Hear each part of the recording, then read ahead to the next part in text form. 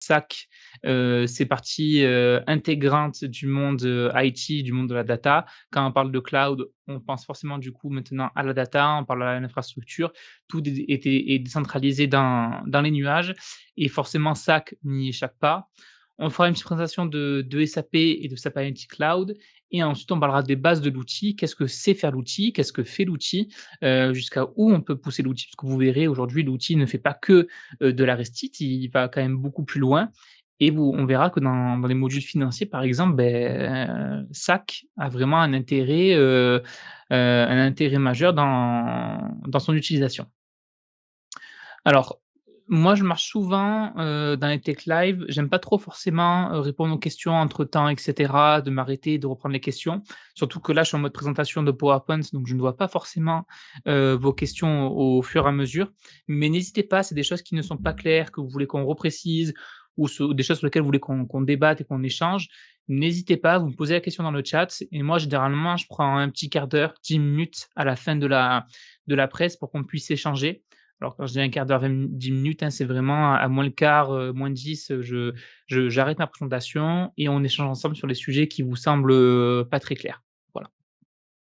Donc aujourd'hui, dans quel contexte, s'inscrit, l'API dans le cloud et est-ce que ça marche surtout? Parce que, vous vous en doutez, aujourd'hui, quand on parle de BI, derrière on parle de data, forcément et beaucoup d'entreprises, à l'époque, étaient très frileuses de balancer leurs données, dans les nuages, de balancer des données chez des hébergeurs qu'ils ne connaissent pas, qui parfois ne respectaient pas, les certifications européennes, qui ne pouvaient pas garantir la fiabilité, la sécurité et même la confidentialité des données. On avait quand même un public assez peu averti, et très frileux, même parfois sur ces technologies-là et en tout cas, dans le monde de la BI, ça a pris du temps pour que vraiment l'intérêt, voilà, on va dire que ça perce, hein, clairement que ça perce dans le monde de la data, ça a pris du temps. En 2016, quand SAP a sorti les prémices de SAP Analytics Cloud qu'ils appelaient, je crois, à l'époque, Business Objects Cloud, on était pas du tout sur un public qui était intéressé par la technologie. Je me souviens, on répondait à des appels d'offres parfois auxquels, le cloud même pas s'était évoqué, même pas s'était envisagé et en 2016, on parlait de 25 des clients qui, avaient plus ou moins ou toute une partie de, leur, SID, leur système d'information décisionnel qui était dans le cloud. Donc, on était clairement sur un public, sur une niche presque, hein, alors qu'en 2020, on était plus ou moins à 50, donc ça, ce sont les chiffres de Microsoft et de SAP. En 2022, je présume que c'était exponentiel et qu'on est vraiment aux alentours de 70. Si honnêtement, je pense 70. Aujourd'hui, la plupart des clients, vont sur des technologies, pas que SAP, hein, mais vont sur des technologies qui, par défaut, sont portées dans le cloud, comme par exemple, Microsoft Power BI, vont sur du SAP, vont sur des technologies Snowflake, CDP, avec du AWS et cetera. De plus en plus de clients, des gros groupes le font, des gros groupes osent y aller. Donc, je pense que le train est en marche pour commencer à avoir de plus en plus d'infrastructures plus ou moins hybrides ou plus ou moins full cloud qui, à l'avenir seront la norme dans le monde de la data. Mais ça reste aujourd'hui quand même un sujet de discorde pour beaucoup de DSI qui, peuvent parfois avoir du mal à aller dans cette technologie-là. Aujourd'hui, forcément, en termes de coût, le cloud a forcément des avantages significatifs au-delà de la notion de la BI et de la data de manière générale. On est sur des réductions de coûts d'installation et de maintenance, bien évidemment. Tout est porté par les différentes solutions, SaaS, PaaS et cetera. C'est des solutions qui sont portées par les éditeurs et qui du coup, vont venir réduire les coûts, qu'ils soient d'installation et de maintenance. Si je fais le parallèle avec SAP par exemple, auparavant, il y a 4-5 ans, quand on voulait avoir une solution décisionnelle, une solution d'informatique décisionnelle dans notre entreprise, il fallait installer sur sa VM en local, dans son réseau, son petit serveur et sa PBO. Si on voulait de la redondance, on en mettait un deuxième pour faire du clustering, pour avoir de la reprise, en cas de perte d'activité. Si on voulait faire des infrastructures un peu plus, sophistiquées, un peu plus performantes, on devait mettre en place, du cluster avec avec plus de VM, avec des environnements qui étaient installés sur plusieurs VM qui prenaient à chaque fois un moteur dédié, un moteur pour le service web, un moteur pour le service data, un moteur pour la base de données. Donc forcément tout ça, ça a dupliqué le nombre de machines à maintenir, ça a dupliqué le nombre de licences à payer, ça a dupliqué le nombre d'évolutions de maintenance à mettre en place et tout ça aujourd'hui, quand bien même il y a un coût derrière le cloud forcément qui peut être assez significatif, les utilisateurs et les clients ont tout à y gagner aujourd'hui à passer dans le cloud. Donc forcément le coût fait partie des arguments principaux à mettre en avant lorsqu'un client se pose la question: «Est-ce que je porte mon offre BI on-prem ou est-ce que je la monte dans le cloud?» Bien évidemment, la notion de déploiement, elle aussi, fait partie des arguments qui sont à mettre en avant. Évidemment que la facilité des déploiements, la gestion des licences et des solutions qui sont à jour sont des fers de lance aujourd'hui dans l'argumentation qu'on doit mettre en avant dans le cloud. Dans le sens où typiquement SAP, c'est des pros pour sortir, tous les 6 mois des nouvelles mises à jour de leur environnement, de leur plateforme BI. Si demain vous avez besoin de mettre à jour tous les 6 mois votre environnement, BI, tous les 6 mois de faire une coupure, soit la nuit, de mobiliser des équipes, soit de faire des coupures la journée puisque vos équipes, vous pouvez pas les mobiliser la nuit, forcément, vous êtes sur un environnement qui va être compliqué à gérer, compliqué à mettre à jour. Vous allez peut-être vous dire: «Beh, c'est bon, moi, tous les 6 mois, je ne ferai pas la mise à jour, je la ferai tous les 2 ans». Sauf que tous les 2 ans, la mise à jour, c'est tellement un gros gap à faire que c'est pas une mise à jour qu'il faut faire, c'est une migration. Donc réinstaller un nouvel environnement from scratch, tout déplacer.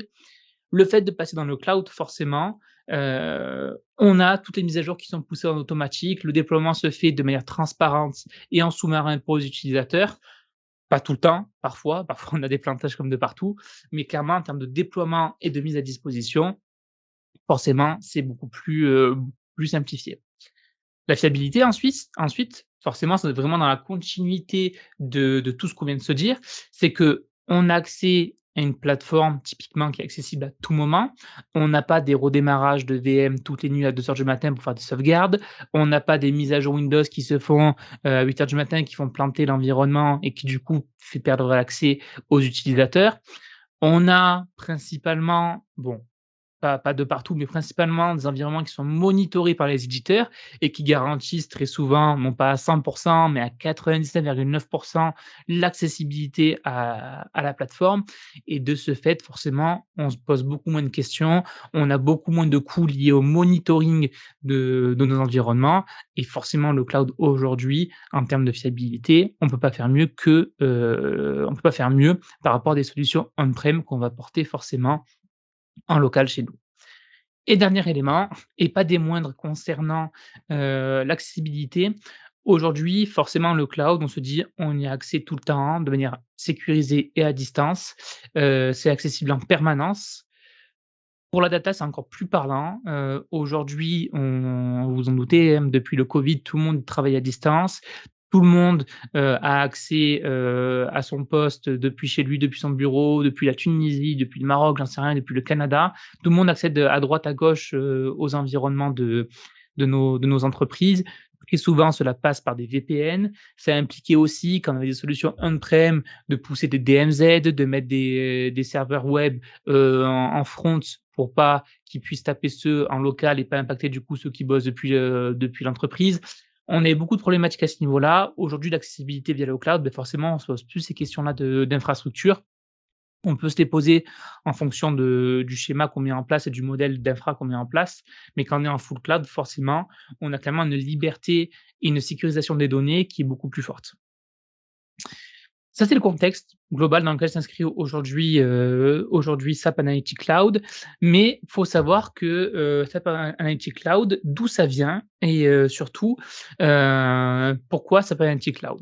Avant SAP Analytics Cloud, quand, typiquement les utilisateurs de SAP Business Objects, voulaient accéder aux données, voulaient, faire du mobile, voulaient partager les rapports à des personnes qui n'étaient pas de l'entreprise, ils devaient faire du SAP Business Object mobile, donc avoir un environnement dédié avec, une DMZ, avec un Tomcat en front, avec des applications qui étaient plus ou moins sécurisées. Enfin bref, c'était une vraie problématique. Mais aujourd'hui, SAP BO, c'était quoi initialement? Et SAP BO, c'était quoi? Et surtout le plugin Business Intelligence, c'était quoi? Initialement, il faut garder en tête que Business Object, c'est vraiment un logiciel d'informatique décisionnel qui est principalement dédié à la restitution. Donc quand je dis à la restitution, c'est que on va avoir au travers de la suite, BO, un ensemble d'outils de reporting, d'analyse, de création de modèles qui vont permettre, la création de restitution et de partage de vos données au travers de rapports, Web Intelligence, au travers de rapports SAP Lumira et cetera. Cette plateforme initialement, ça a été créé par BO et ensuite racheté par SAP. C'est pour ça que ça s'appelle, SAP, Business Objects. Et aujourd'hui, on est en version alors avant on était sur du XIR2, du Boxy 3.1 et maintenant on était sur des versions 4.1, 4.2 et aujourd'hui la dernière version de SAP BO, c'est la version 4.3 qui est la version la plus à jour, la plus «neuve» entre guillemets de l'éditeur SAP. Donc aujourd'hui, BO, SAP BO, c'est vraiment une solution qui va être installée en local dans vos environnements ou via des hébergeurs, hein, forcément, sur lesquels vous allez installer votre plateforme et cette plateforme-là va être le point d'accès pour vos utilisateurs, pour venir consommer, créer des rapports, Web Intelligence ou Lumira, pour pouvoir ensuite les diffuser aux différents utilisateurs de votre entreprise. Aujourd'hui, la grosse force de SAP BO, c'est qu'on est sur une solution qui supporte tous les types d'environnements, des applications SAP, de l'Oracle, des bases de données Teradata. Clairement aujourd'hui, le panel de fonctionnalités très large de SAP et surtout ces fonctionnalités très, qui couvrent vraiment des besoins très globaux, vont être un vrai argument aujourd'hui lorsqu'on se pose la question de quelle solution je dois mettre en place dans mon environnement, SI. Il faut savoir que SAP BI 4.3, c'est vraiment conçu, sur des principes qui répondent au mieux aux besoins du client, mais surtout, et du marché. C'est fait pour proposer des données BI universelles qui vont être exploitées, adaptées aux habitudes de travail, aux besoins de tous les utilisateurs, globalement. On est vraiment sur des solutions qui se disent novatrices, mais on reste sur des notions de restitution qui sont assez similaires à ce qu'on peut avoir sur tous les outils aujourd'hui du marché BI.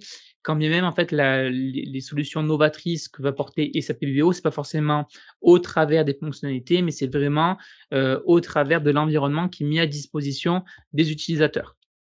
Donc, on a vraiment, initialement, on va dire, une base, une fondation saine qui est propre au monde de la data, au monde de la BI via, SAP BO. Donc, avant même de parler de SAP Analytics Cloud, on sait que SAP aujourd'hui, tout ce qui est relatif à la data et relatif à la BI, ils connaissent, ils savent comment ça marche. On a tout un tas de versions des SAP BO qui ont été mis à disposition depuis 10-15 ans, avec les 4.1, les 4.2, les 4.3. Depuis toujours, SAP améliore en continu son produit et forcément, on va être aujourd'hui sur des solutions qui, sont de plus en plus vieillottes, hein, quand on parle de solutions on-prem et aujourd'hui, SAP avait un besoin de se renouveler dans sa gamme des outils qu'il pouvait proposer. Pour rappel, dans SAP BO, on a une suite dans sa globalité qui est fournie lorsqu'on installe, l'environnement. On va avoir différents outils qui vous sont proposés en fonction des licences que vous allez avoir. On va avoir un outil qui va être dédié au tableau de bord et applications qui s'appelle SAP Lumira Designer. On va avoir un outil dédié à l'utilisation de vos data via du téléphone, donc via iMobile, par exemple. On va avoir du reporting opérationnel via Webby et on va avoir des outils de data viz qui s'appellent SAP Lumira Discovery ou anciennement, SAP Lumira. SAP Lumira 1.31 pour être exact.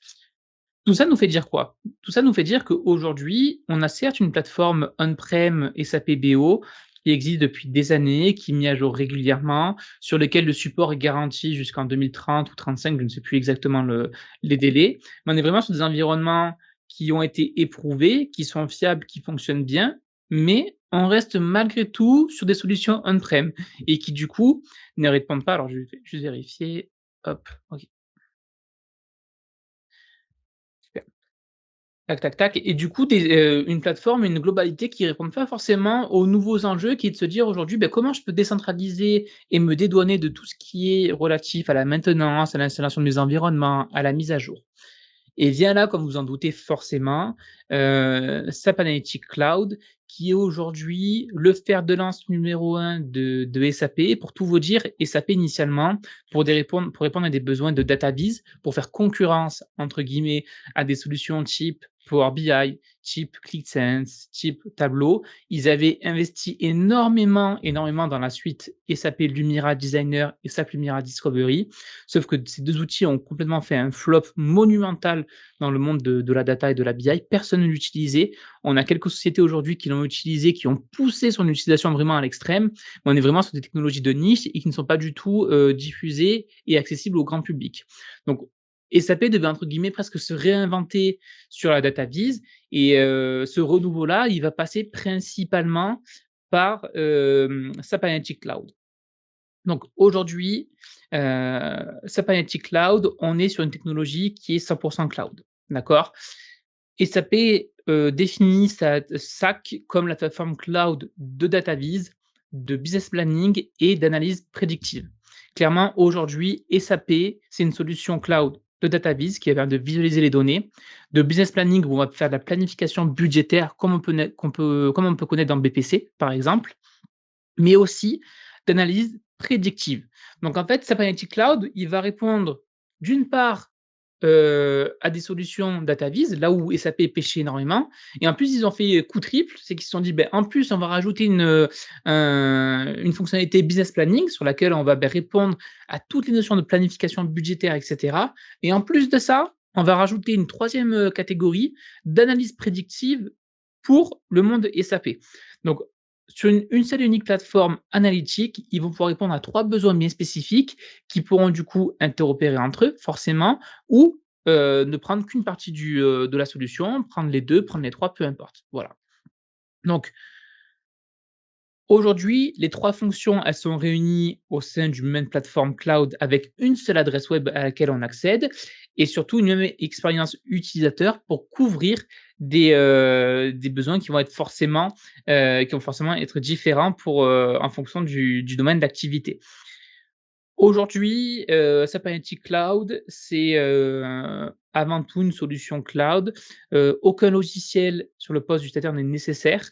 L'interface, elle est intégralement faite en HTML, hein, ça ne nécessite aucun plugin à mettre sur le navigateur web, donc tout se fait depuis le cloud, tout se fait depuis votre, navigateur. À la différence, par exemple, de Power BI qui lui demande d'avoir un Power BI desktop installé sur son poste, où on va développer sur son poste en local notre beau rapport Power BI et ensuite le diffuser dans le cloud. Là, aujourd'hui, SAP Analytics Cloud, tout ce qui est consommation, création, gestion de notre modèle de données, tout passe par le cloud, tout passe par l'URL dédié à votre tenant, à votre environnement d'entreprise.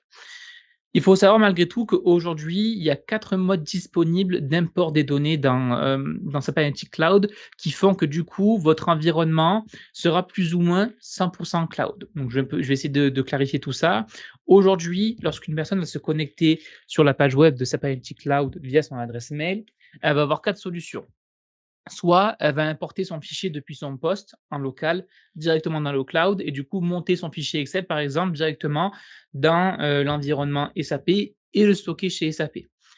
Soit elle va importer son jeu de données depuis d'autres plateformes cloud type, Google Drive, Google Sheets, Salesforce et cetera, peu importe.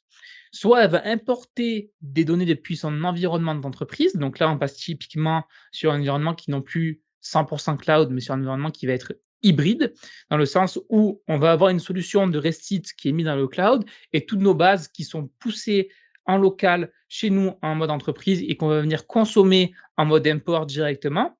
Donc là, on a nos 2 environnements. D'un côté à gauche, le cloud, d'un autre côté à droite, notre environnement local d'entreprise et on va venir pousser nos données depuis le mode local dans le cloud. Donc forcément, nos données sont stockées, chez SAP, sont stockées dans SAC et ça peut poser problème forcément parce que du coup, on est dépendant de ce que va faire SAP de nos données et du coup, il y a un quatrième et dernier mode qui est disponible, c'est le mode live qui permet tout simplement de faire la même chose, d'interconnecter votre environnement cloud et votre environnement local, mais cette fois-ci, on est en mode accès live aux données, dans le sens où les données ne sont jamais importées dans la plateforme SAP Analytics Cloud, mais elles transitent uniquement entre le poste utilisateur et les serveurs cloud, dans le sens où le post utilisateur se connecte, au navigateur, va venir rafraîchir la page, les données vont monter dans le cloud pour afficher à l'utilisateur. Une fois que l'utilisateur ferme la page, les données redescendent, dans votre environnement entreprise pour qu'elles ne soient pas stockées dans votre environnement cloud et sur votre plateforme SAP Analytics Cloud, forcément. C'est vraiment le mode import où il n'y a que la métadonnée qui est montée directement dans votre environnement et jamais la donnée même qui est stockée. Et ensuite, on a j'ai oublié de modifier et ensuite voilà, on va être sur des technologies type reporting et visualisation des données. C'est ça aujourd'hui que nous sur lesquels on va faire un focus. On va faire un focus sur le reporting et la visu des données et on a aussi, des fonctionnalités qui sont relatives à la planification budgétaire et surtout à l'analyse prédictive. Voilà. Donc il faut savoir qu'aujourd'hui, SAP, ils positionnent vraiment, SAC comme leur solution phare pour la découverte des données. Ils y intègrent des fonctionnalités disponibles pour les plus connaisseurs, de SAP Lumira Discovery, mais aussi de SAP, Wambi.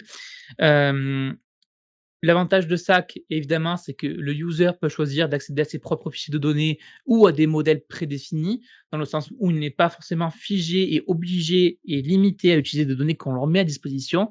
Ils peuvent, eux, venir enrichir, en fonction de ce que vous leur autorisez ou pas de faire d'ailleurs, hein, d'enrichir leur visuel et leur analyse via des fichiers locaux et cetera qu'ils peuvent récupérer ou des fichiers qu'ils vont récupérer de l'INSEE, par exemple, pour, on va dire, peaufiner leur analyse. On va être vraiment sur un mode de: je récupère mes données, je les module en fonction de ce que j'ai besoin, je les modélise en fonction de ce que j'ai besoin et derrière, je vais venir créer des différents visuels, des applications, du reporting opérationnel. Je vais faire des tableaux de bord et cetera par rapport à ces données-là directement dans le cloud et je vais les diffuser à mes utilisateurs. Pour faire rapidement un petit laïus sur la planification, budgétaire, entre autres, globalement, quand on parle de planification budgétaire dans SAP Analytics Cloud, on parle de tout ce qui est, gestion de différentes catégories de données, toutes les données qui vont être sur le réalisé, sur le budget, sur tout ce qui est notion de PFA et cetera. Hem On va avoir aussi la possibilité de faire de la saisie de données directement via le plugin, via la fonctionnalité planification budgétaire. On va permettre aux utilisateurs de faire de la saisie de données, pour venir compléter et faire de la contribution à la data. Voilà, on a tout un tas de fonctionnalités qu'on connaît aujourd'hui quand on parle de planification budgétaire, qui sont forcément repoussées, dans le cloud. Oups. Et en ce qui concerne Pardon, je reviens juste ici. Et en ce qui concerne forcément l'analyse prédictive, vous vous en doutez, l'objectif, c'est vraiment de mettre à disposition, des business analysts un espace de travail de création d'analyse prédictive, qui ne nécessite pas forcément du code ni des connaissances et terminologies très spécifiques. Par défaut, SAC propose des modèles prédictifs qui sont disponibles, comme de la classification, je crois qu'on a tout ce qui est notion de série temporelle, les régressions et cetera. SAC va nous proposer des modèles prédictifs par défaut qu'on peut exploiter, qu'on peut adapter à notre modèle relationnel pour permettre aux BA vraiment, d'accéder, de toucher du doigt à la notion d'analyse prédictive et donc encore une fois de faciliter leur analyse. Donc là, c'est pour la présentation assez globale de l'environnement SAP Analytics Cloud. Vous constatez du coup qu'on est, vraiment sur, presque, une extension de SAP BO et pas tant que ça non plus. On est vraiment sur 2 outils qui sont distincts l'un de l'autre, mais qui aujourd'hui ont été faits pour cohabiter ensemble. Là où SAP ont été très forts, c'est qu'ils n'ont pas fait une transition brutale des solutions on-prem vers le cloud tout de suite. Ils ont continué à développer des nouvelles versions de SAP Business Objects, notamment avec la 4.3, qui ressemblent de plus en plus aux interfaces qu'on a dans SAP Analytics Cloud, pour promouvoir non pas des infrastructures 100% cloud, mais pour promouvoir des infrastructures pardon, qui vont être hybrides, où on va avoir un référentiel qu'on a depuis toujours, depuis 10-15 ans dans SAP BO, et en plus, d'avoir un outil SAP Analytics Cloud qui va venir s'appuyer sur ce référentiel-là et de faire une transition petit à petit du on-prem vers le cloud, d'exploiter, de créer de nouveaux rapports qui vont pointer sur vos univers, sur vos jeux de données, sur vos bases BW, sur vos tenants ANA, etc. Et du coup, vu qu'on est sur des technologies 100% compatibles et 100% interopérables, on a forcément des clients qui de plus en plus, au-delà d'avoir un simple environnement on-prem chez eux avec du SAP BI 4.3, vont avoir en plus des licences Analytics Cloud pour typiquement répondre à des besoins de data viz et ne pas avoir un outil complètement différent avec un éditeur différent type Microsoft ou Tableau qui va lui venir répondre aussi à ces besoins de data viz alors qu'on a SAP Analytics Cloud qui peut le faire. Donc c'est là où SAP a été très fort et c'est aujourd'hui grâce à ça très souvent qu'ils arrivent à faire la transition avec des clients qui pouvaient être un peu, réticents à l'idée de passer dans le cloud. C'est de se dire: «Beh, dans tous les cas, mon coco, tôt ou tard, le cloud, il faudra que tu y ailles parce que ce sera la norme, plus tard. Si tu veux, on peut y aller, de manière tranquille et faire une transition facile. SAP Analytics Cloud, il peut faire du hybride avec le on-prem, allons-y». Voilà pour la base de SAP Analytics Cloud. C'était important que vous ayez tout l'historique aussi un peu et tout ce qui s'est fait depuis Business Objects, parce que BO, on entend beaucoup parler. On entend aussi beaucoup parler de SAP Analytics Cloud et des fois on peut se demander, bah, est-ce qu'il y a un lien entre eux? Ben oui, il y en a un et il est pas des moindres, puisqu'aujourd'hui ce sont des infrastructures qui très souvent coexistent et cohabitent ensemble. Avant de passer à la démonstration, pour celles et ceux qui, seraient convaincus après, ce Tech Live de vouloir, mettre les mains un peu dans SAP Analytics Cloud, vous avez une version d'essai, qui est proposée par SAP. Alors généralement, le PowerPoint, il est envoyé en fin de Tech Live, donc on vous enverra le PowerPoint et vous pouvez récupérer le lien. Mais vous tapez, trial version, SAP Analytics Cloud et ce sera le premier lien de SAP sur lequel vous devrez vous inscrire. Et vous avez jusqu'à 90 jours d'accès, en mode gratuit, à SAP Analytics Cloud pour vous amuser un peu dessus, pour importer des fichiers CSV, pour voir comment ça marche, les capacités de l'outil. Donc c'est plutôt sympa, ça vous permet de voir, voilà, qu'est-ce qu'on peut faire, qu'est-ce qu'on ne peut pas faire et si vous êtes, en phase de POC, en phase de réflexion, savoir si oui ou non vous devez aller, sur l'outil SAP Analytics Cloud, eh bien n'hésitez pas, c'est 100% gratuit, il suffit juste de vous inscrire en 2 clics et ça peut du coup, répondre à pas mal de vos questions. Hop, allez, tac. On va passer du coup à la partie démonstration. Donc moi forcément j'ai, un accès au site Triol pour, la présentation. Donc l'adresse que vous voyez ici, c'est l'adresse à laquelle je dois me connecter pour pouvoir accéder à mon environnement SAP Analytics Cloud, s'il est bien s'y connecter. Voilà. Donc vous inquiétez pas si vous voyez des noms de users un peu génériques, c'est tout à fait normal. Donc, quand on est dans SAP Analytics Cloud, on se retrouve dans cette interface. Donc, pour ceux qui auraient déjà mis les mains dans SAP BI 4.3 ou SAP BI 4.2, SP8, SP7, on avait une nouvelle interface qui s'appelait Fiori. C'était vraiment une nouvelle norme de design que SAP proposait. Et c'est clairement aujourd'hui la même norme qu'on retrouve, des équivalences qu'on retrouve dans SAP Analytics Cloud.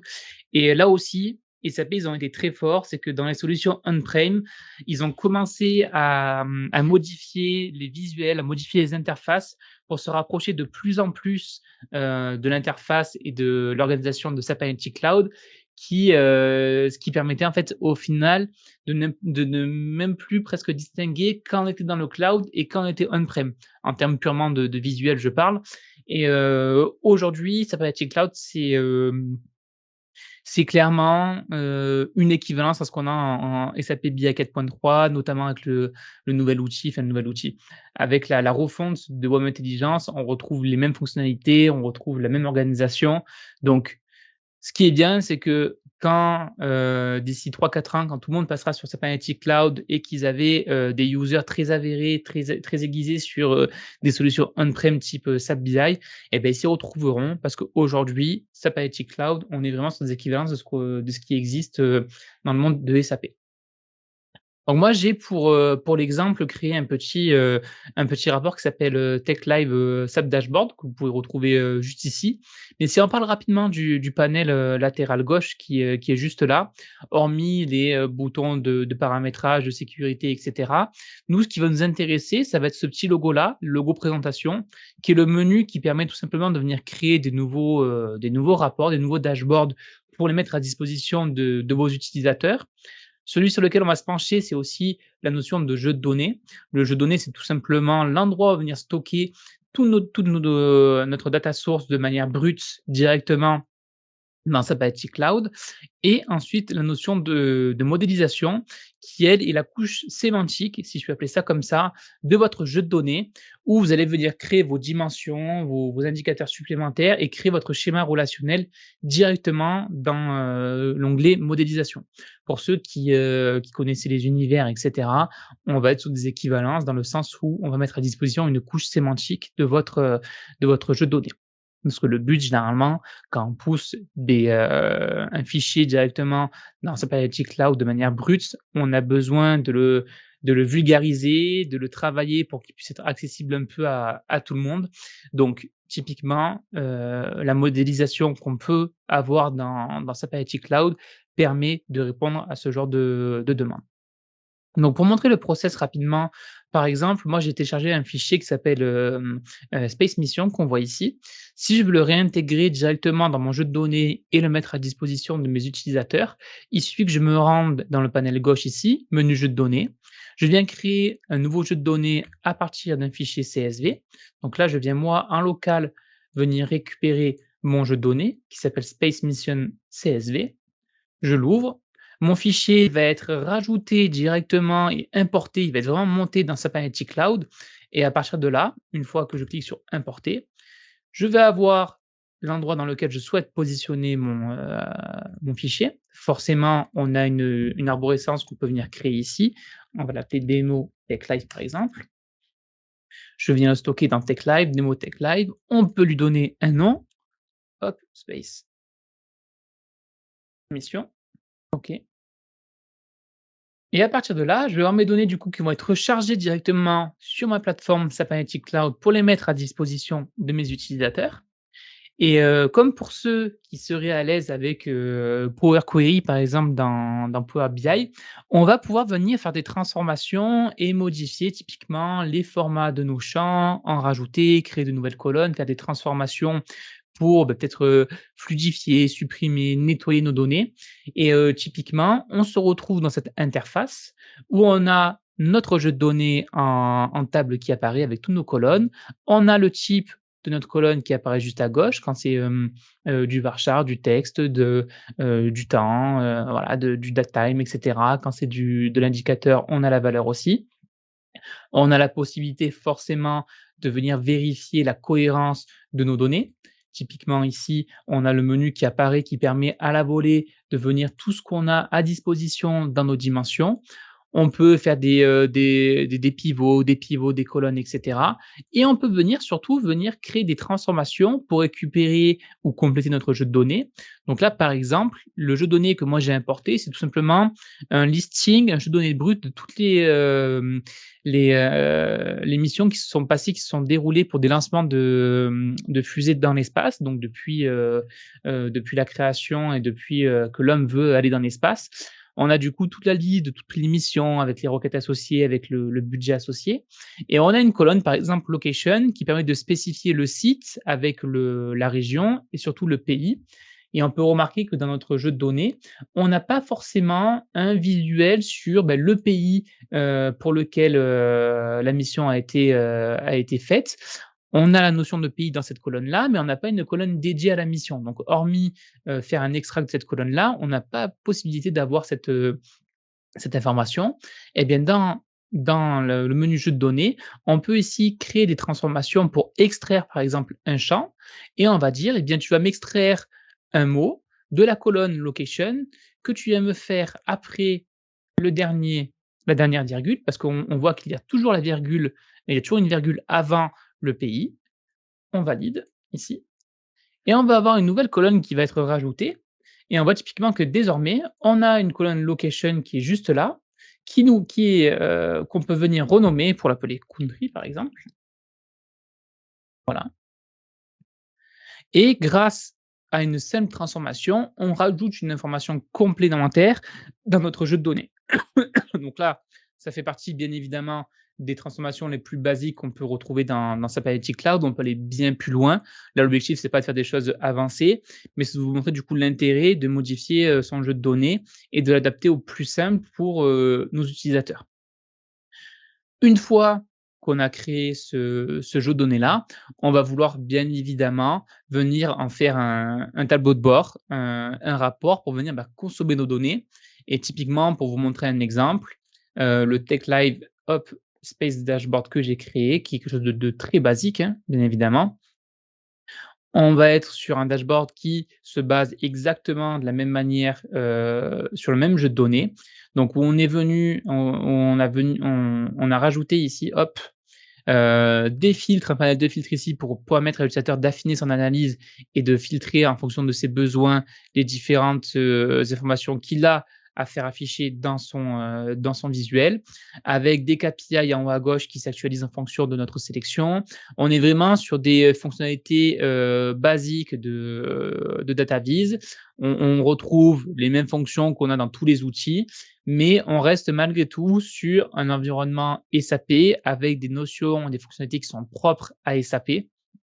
Tout ça pour dire qu'on est ici sur, la phase finale entre guillemets de SAP Analytics Cloud où dès qu'on a préparé toutes ces données, dès lors où on a fait un modèle de données, on va être ici sur du reporting, dédié à la data viz, à la consommation d'informations au travers de la donnée et tout ça se fait du coup depuis, l'outil. Donc là, on est en mode lecture, d'accord? Donc là, moi, j'ai ouvert un rapport qui est déjà existant. Si je reviens dans mon menu SAP Analytics Cloud, que je veux recréer un nouveau visuel, je vais dans présentation. Là, j'ai différents modes qui apparaissent, soit un mode réactif, soit une zone graphique, soit gris, soit à partir d'une notion de découverte. Tout ça, ce sont des modes de dashboard qui vous sont mis à disposition.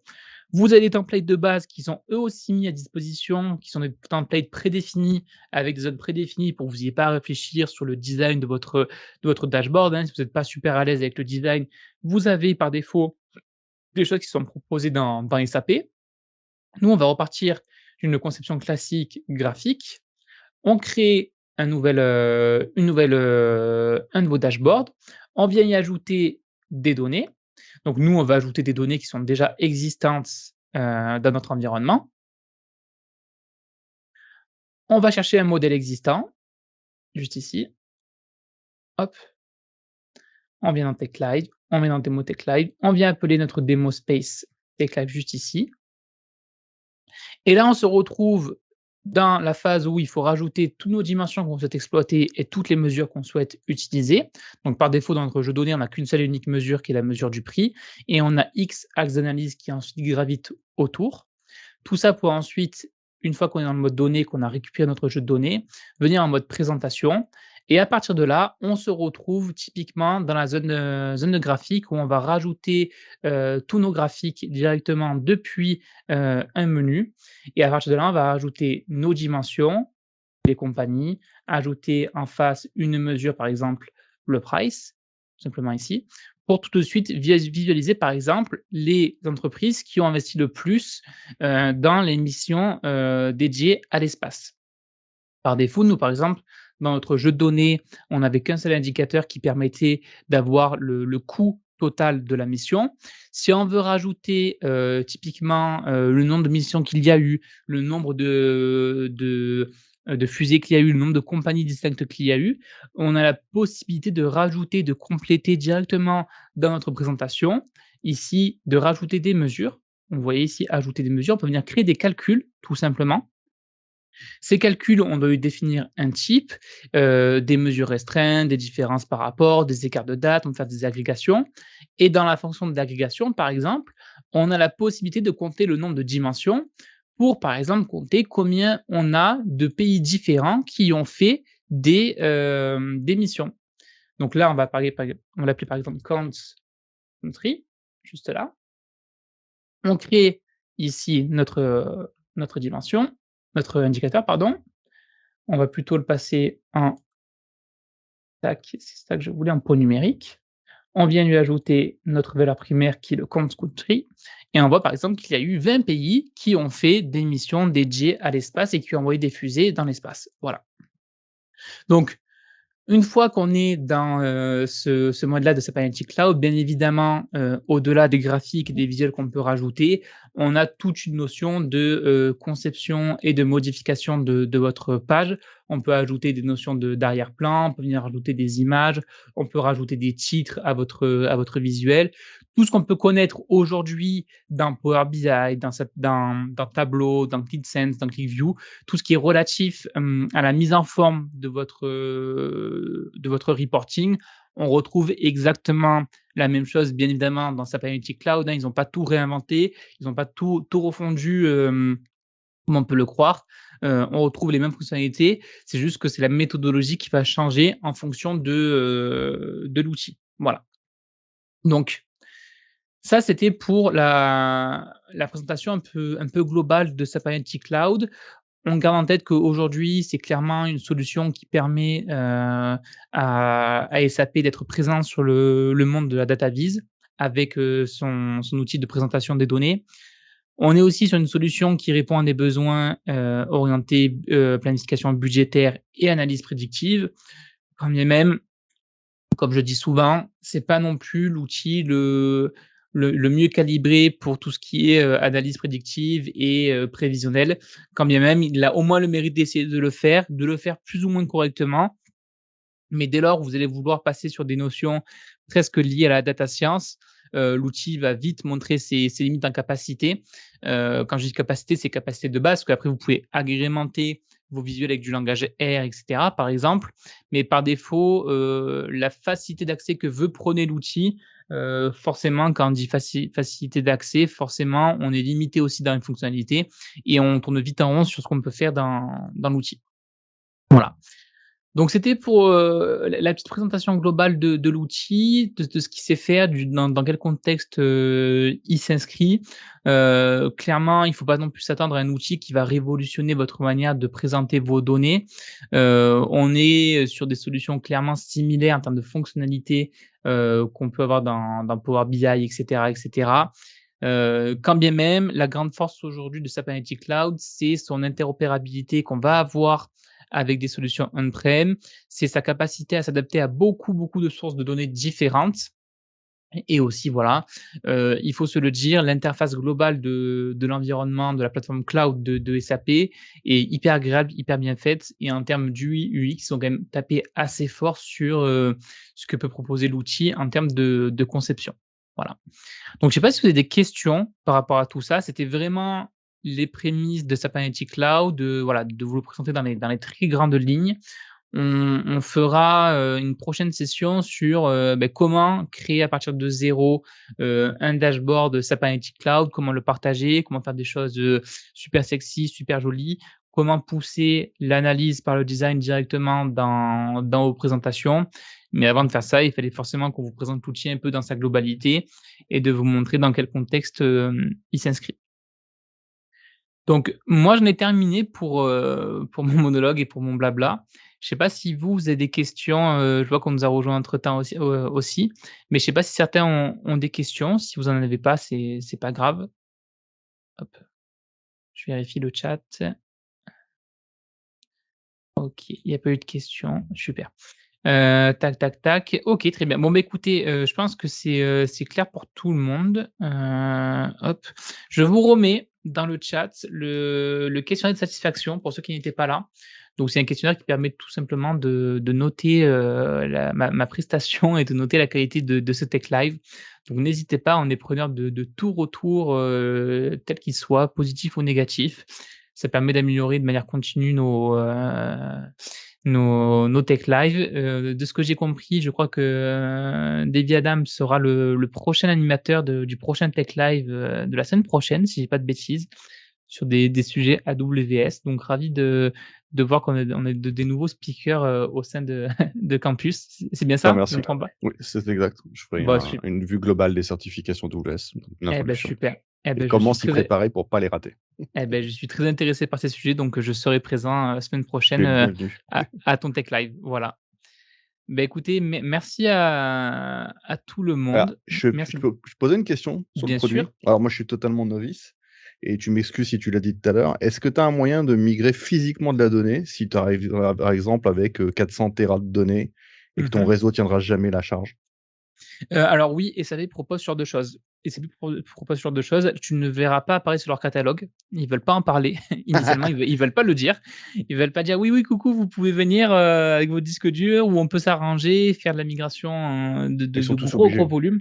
Ouais, ils sont Mais tous obligés de le faire maintenant. voilà, exactement, exactement. En fait, ils ont eu, affaire à des groupes tels que BPCE, même parfois la CMA-CGM qui demandaient ce genre de choses. Ils ont refusé des fois, parfois même, et ils ont perdu des projets à cause de ça. Donc ils le mettent pas sur le catalogue, mais demain tu demandes et tu dis: «Ah mais j'arrive avec, 5 000 users et comme tu dis, des téras de data». Ils te diront pas non, voilà. D'accord. Par Mais contre, ils le feront c'est pas en continu, ce sera pour du one shot si tu dois migrer une exactement. grosse masse Par de contre, données. oui, après tu OK. te débrouilles, c'est à toi de mettre à jour tout ça de manière crémentielle, quoi. OK. Moi, j'ai connu ça chez un fabricant d'avions très connu du côté de Toulouse, qui fait ça très régulièrement chez Amazon, tu vois? Qui Mmh. amène des téras et enfin des centaines de téras par mois de données de vol, qui ne Ouais. peut pas transiter par le réseau parce que ça servira à rien. Mmh. Donc, typiquement, c'est un use case, tu vois? J'y pensais. Et 2e question, si je peux me permettre. En termes de conformité, tu as une adresse à donner pour, leur partie Oui, cloud, les oui, tout à tu auras un fait. lien avec les Oui, je le mettrai le lien, il est dans ouais? le ça oui, par contre, ils le mettent, parce que moi, typiquement, quand j'ai travaillé pour le groupe BPCE, donc le Banque Populaire et Caisse d'épargne, en France, ils demandaient justement des certifs associés, des conformités européennes, surtout en termes de sécurité et de confidentialité des données bancaires, et en fait, ils ont un lien dédié, un site dédié avec OK. toutes les certifs associés pour tous les data centers, parce qu'il y en a en Allemagne, en France aussi, et pour chacun des Ah, data il y a centers, ils ont les certifs associés. tu as la possibilité de localiser en France? De faire le choix Oui, France? OK. oui, tu peux faire le choix. Comme par Et exemple, sur du Azure où ils te laissent, le ouais, choix, où tu veux faire ta redondance même et cetera, ils te laissent le choix je de vais où tu veux t'embêter, le stocker. est-ce qu'ils sont, validés pour la donnée médicale ou Secnum? Non, mais la donnée Ils sont médicale, chiants, les ils gars. ouais, Ils font tous ouais, chier. ouais. Exactement, exactement. Aux US, ils ont aucun souci sur la donnée Ouais, ouais. médicale, mais en Europe, ils y arrivent pas. OK, Ouais, c'est ils y on a arrivent pas tous en la même Europe. contrainte. OK. Voilà. Ça aurait pu être une Alors alternative pour certains de mes clients sinon. ouais, mais alors après, ce qu'il faut savoir, c'est que, SAP, ça évolue très vite. Par contre, ça évolue très vite. Donc ce que je te dis, peut-être que c'était valable il y a 6 Oui, mois, peut-être oui, que ça l'est plus aujourd'hui, hein.